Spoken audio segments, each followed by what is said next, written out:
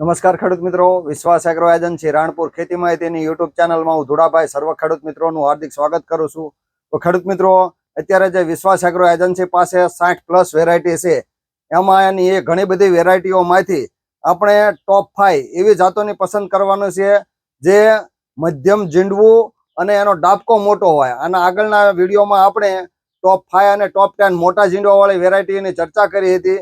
તો ખેડૂત મિત્રો, આજે આપણે મધ્યમ ઝીંડવું અને ડાબકો મોટો એવી વેરાયટીઓ વિશે ચર્ચા કરવાના છીએ. જે વિશ્વાસ એગ્રો એજન્સી પાસે 60+ વેરાયટી છે, એમાંથી 5 વેરાયટી એવી પસંદ કરવાની કરી છે જેમાં મધ્યમ ઝીંડવું છે અને ડાબકો ખૂબ જ મોટો છે. એમાંથી સૌપ્રથમ આવે છે સિપ્રા, જે ગોલ્ડ કિંગ બાયોજીન પ્રાઇવેટ લિમિટેડ નું આવે છે. સિપ્રા ગોલ્ડ કિંગ એટલે કોટન કિંગ કહી શકાય. એમાં મધ્યમ ઝીંડવું અને ડાબકો ખૂબ જ મોટો છે એવી આ વેરાયટી છે. જે ગોલ્ડ કિંગ ની જે અહીંયા 4 વેરાયટી છે, દુશાલા છે, મિથિલા છે, લિનોરા છે, અલગાર છે અને સિપ્રા છે. એમાં સિપ્રાનું મધ્યમ ઝીંડવું અને ડાબકો મોટો, અને એની બનાવટ કરી છે માન્ય શ્રી કીર્તિભાઈ પટેલ, જે ગોલ્ડ કિંગ કંપનીના એમડી છે. એમને આ વેરાયટી ઉપર ખૂબ જ કોન્ફિડન્સ છે અને આ વેરાયટીનું નામ આપવામાં આવ્યું છે સિપ્રા. તો સિપ્રા વિશે આપણે વાત કરીએ તો પિયત બિન પિયત બંનેમાં ચાલે છે. ચૂસ્યા જીવાત ઓછી લાગે છે, ચૂસ્યા જીવાત સામે પ્રતિકારક છે. આ ઉપરાંત મધ્યમથી મોટા ઝીંડવા અને ઉત્તમ વિનાટ છે, અને ટૂંકી ઘડીએ ફાલ બેસે છે, વધારે ફળાવ ડાળીઓ થાય છે અને છોડ ઉભો વધે છે, અને ચૂસ્યા પ્રકારની જીવાત સામે પણ સહનશીલ છે. અને આનો વિનાટ એટલો સરસ છે તો જે મજૂરોની આમ તો પ્રથમ પસંદગી કહી શકાય. જે ખેડૂત મિત્રો એકવાર સિપ્રા વાવ્યું હોય એ વારંવાર સિપ્રાનું વાવેતર કરે, અથવા તો ખેડૂત એમ કે મારે ફરીવાર પણ સિપ્રાનું વાવેતર કરવું છે, એવી વેરાયટી છે ગોલ્ડ કિંગ નું સિપ્રા. આમ તો ગોલ્ડ કિંગ ને કોટન કિંગ પણ કહી શકાય. એની વેરાયટીનું નામ છે સિપ્રા. મધ્યમથી મોટું ઝીંડવું અને વધારે ઉતારાની કેપેસિટી ધરાવતી વેરાયટી એટલે ગોલ્ડ કિંગ નું સિપ્રા, જે નંબર 1 વેરાયટી ગણી શકાય. જે 2200+ વેરાયટીમાં છે, મધ્યમ ઝીંડવામાં વધારે ઉત્પાદન આપે એવી જાત તો ગોલ્ડ કિંગ નું સિપ્રા. ત્યારબાદ આવે છે 51 વર્ષ જૂની, ગઈ વખતે 50 વર્ષ પૂરા થયા અને આ વર્ષે 51 વર્ષમાં પ્રવેશ કર્યો છે એવું છે નુજુવડુનું સિરી, જેનું મધ્યમ ઝીંડવું અને ઉત્તમ ફાટ છે. અહીંયા ફોટોગ્રાફમાં તમે જોઈ શકો છો એનો જે ઝીંડવા ફાટવાની ક્ષમતા તમે જોઈ શકો છો. ઝીંડવું ફાટે એટલે એક આમટો છોડમાં ફાલ બેસે છે અને આખો છોડ ખાલી થઈ જાય છે. અને વેરાયટીના લક્ષણો પણ એટલા ઝડપી અને સારામાં સારું છે. આમ તો એવું કહી શકાય થોડું ઉતાવળું પણ બિયારણ છે. આમ સિરી વિશે એવું કહી શકાય કે રબી ફસલ ચાહીએ તો સિરી કપાસ લગાવીએ એવું કંપની પણ કહેશે. એટલે 70 થી 80% ઉત્પાદન દિવાળી પહેલા આપી દેશે. ઝીંડવાની સાજ મધ્યમ છે, પણ એનો વિણાટ એટલો સરસ છે. આ ઉપરાંત ગુલાબી ઈયળ સામે પણ પ્રતિકારક છે. શિયાળુ પાક કરવો હોય તો અનુકૂળ છે. વીણવામાં સરળ છે. ફળાવ ડાળીઓ પણ ઘણી બધી થાય છે. મધ્યમથી મોટું ઝીંડવું અને મોટું ઝીંડવું અને ઉતારામાં આમ એકદમ સરળ છે. એટલે મજૂરોની પ્રથમ પસંદગી બન્યું હોય તો સિરી પણ એ સારામાં સારી આ વર્ષે ડિમાન્ડ છે. તો ખેડૂત મિત્રો, તમે સિરીની પણ પસંદગી કરી શકો છો.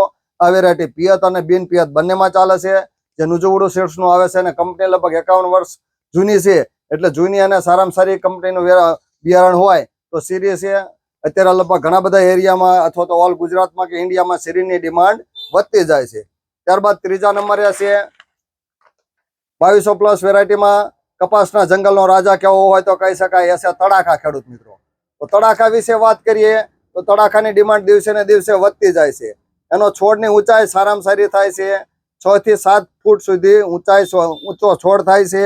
આ ઉપરાંત ઝીંડવા એકદમ ટૂંકી ઘડીએ બેસે છે અને ઝીંડવાની સાઈઝ આમ થોડી નાની લાગે, પણ ડાબકો ફાટે ત્યારે એકદમ વીણવામાં સરળ હોય છે. ચૂસ્યા પ્રકારની જીવાત ઓછી લાગે છે. પિયત બિન પિયત બંનેમાં ચાલે છે. વીણવામાં સરળ છે અને ફળાવ ડાળીઓ પણ સારામાં સારી આવે છે.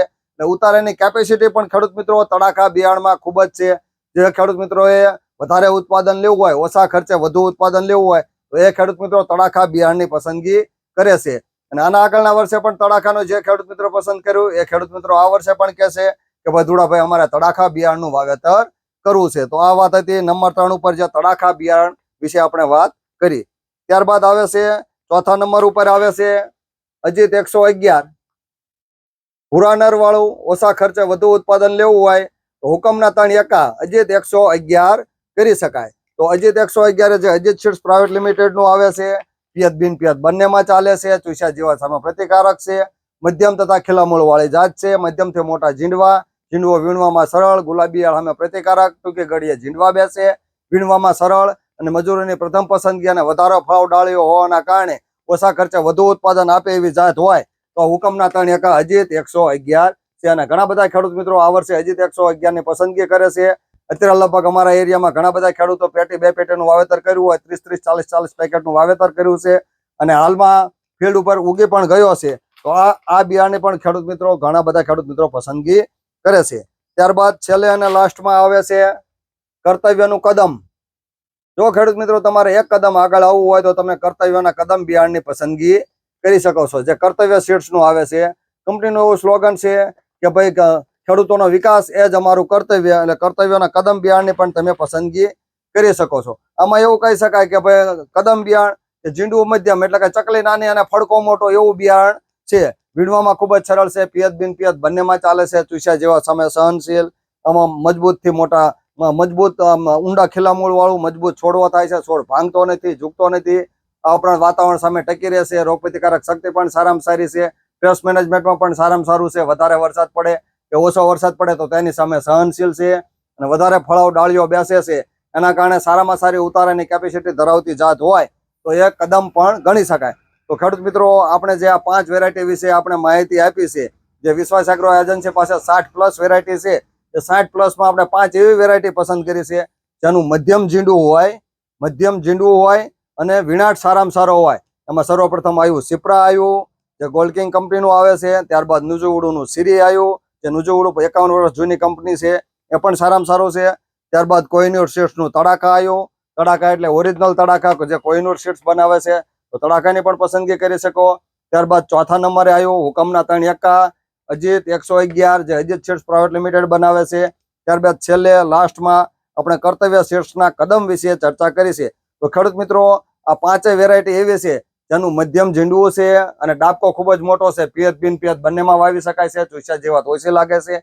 મજબૂત તથા ખીલા મૂળ વાળી જાત છે. આપણા ટૂંકી ઘડીએ ઝીંડવા વાળી જાત છે અને વીણવામાં ખૂબ જ સરળ વેરાયટી છે આ 5 તો આમાંથી તમને જે અનુકૂળ લાગે એ વેરાયટી તમારા નજીકના સ્થળ ઉપરથી અથવા તો તમે જે તાલુકા જિલ્લામાં કે ગુજરાત કે આઉટ ઓફ ગુજરાત હોય ગમે ત્યાંથી તમે ખરીદી કરી શકો છો. તો હું વિશ્વાસ એગ્રો એજન્સી ધુડાભાઈ.